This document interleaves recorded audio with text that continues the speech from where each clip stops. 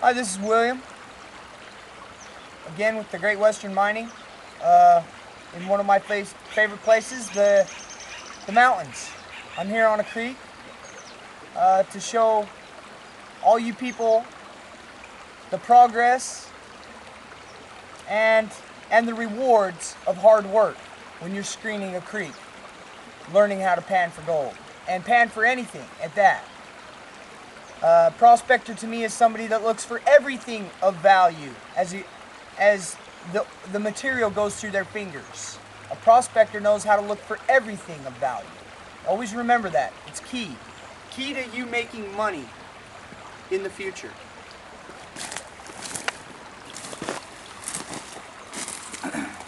This is an area here that I decided to dedicate to make a sluice box in the side of a sandbar.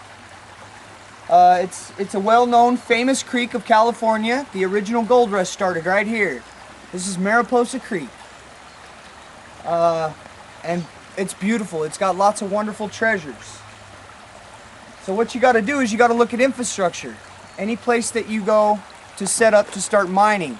Your sands, your gold, your crystals, your gemstones, your rares, and your valuables. You always got to have infrastructure in place. It's very important. It'll save you back work. Okay? Simple tools that I use are things such as chicken wire, good heavy-duty window screen.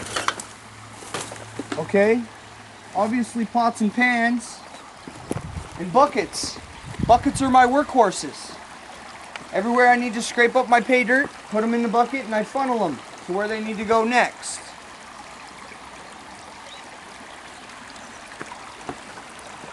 Here's some of the treasures I've pulled out so far in my short amount of time being here at Mariposa Creek.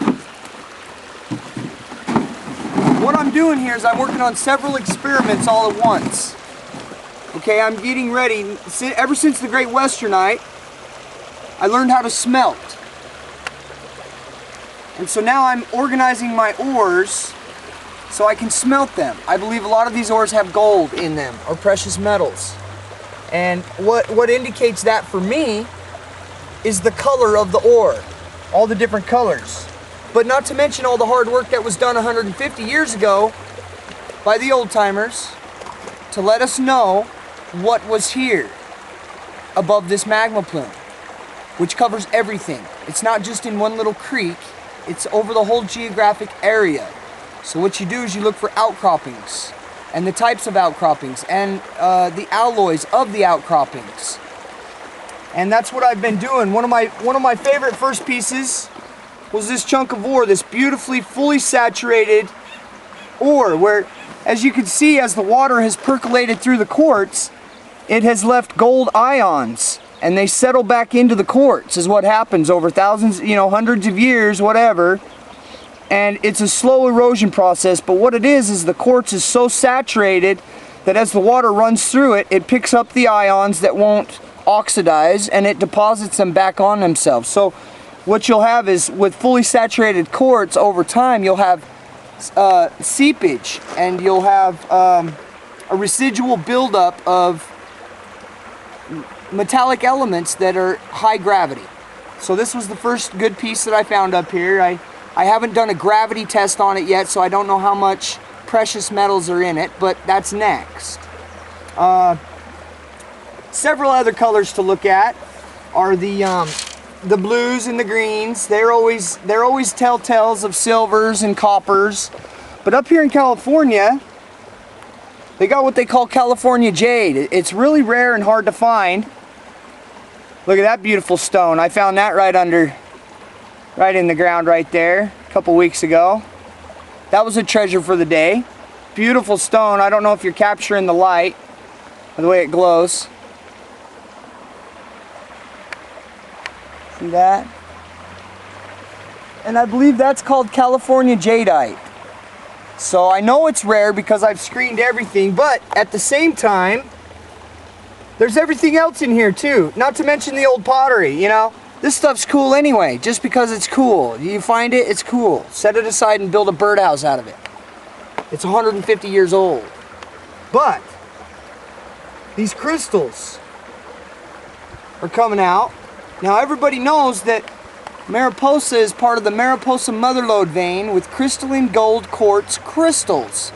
That's where crystals grow out of precipitated solutions, and they're saturated with gold. Okay, now the gold is translucent, but yet it's there in density and in volume. Now sometimes in these crystals, the gold is trapped inside, actually every time. It's just the density and what kind of crystals you get. I've been studying all that. I've been up here for a little while now, and I'm studying all the different crystalline gold quartz crystals. And I've actually found several beautiful chunks. Right here, this is called a double terminated crystal. And I pulled that out of the creek. And what it's got is it's got a layer of gold on the one side of it. It's ionized gold though, and it's beautiful. It's crystalline gold is what they call it. Very rare crystalline gold. So you can count on all the crystals, for the most part, coming out of this creek and creeks around having gold in them. It's already known, they've already spent the money and found it out. Now you just got to find the good quality crystals. And there's plenty of people out there that want to buy them. It's just hard to get them from the prospector to the people that want to buy them, because us prospectors out here on the rivers and the creeks, we're having a hard time getting full value for our hard work. So there's a whole nother challenge at hand after we get everything we get, which I'm going to walk through and show you more of my treasures and my finds, my hard work. So I don't just go for that little rim of gold every day as a prospector. I go for everything. Now this is washed black sand. See? And when it dries out, it's what it is comprised of is sulfide minerals. Just like the Great Westernite in Utah. See, now we're in California. All this can be processed the way I processed the Great Westernite in Utah. It's the same kind of stuff. And because we're above a mother lode magma plume that is fully contained with gold, copper, and all the precious inert elements, I can guarantee that I believe these sulfides, I haven't done my first test yet, will be fully contained with gold, platinum, and all that good stuff. So there's also a value in the black sands.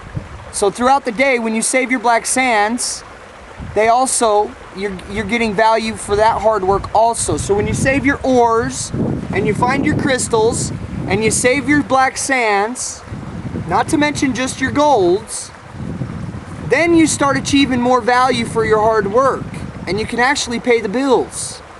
You can actually, I think in America we can all prosper, all us mineral people, us people that go find new minerals and bring them to the market for people to use and make jewelry or food or medicines or cell phones or whatever it be.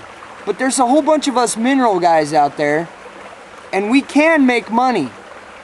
We just gotta be free, and we gotta understand where all of our values are. And that's the key here, and that's what I've been really working hard to study, and that's what we're capturing on film right now is some of my hard studying. Not to mention, I want to tell my girls that I love them, and I hope they get to see this footage. I miss them greatly. I miss all my family. I've been living on this creek for 3.5 months now. You know, you got to abide by the townspeople. You want to make friends. You want to know all your connections. Find out all the old information of any place that you go that you can, so you have a good foot to start on. And always make your sheriffs happy. And leave the place cleaner than when you found it. Now, if you're cleaning up a creek bed, go ahead and capture some of this creek bed real quick. Just swing around and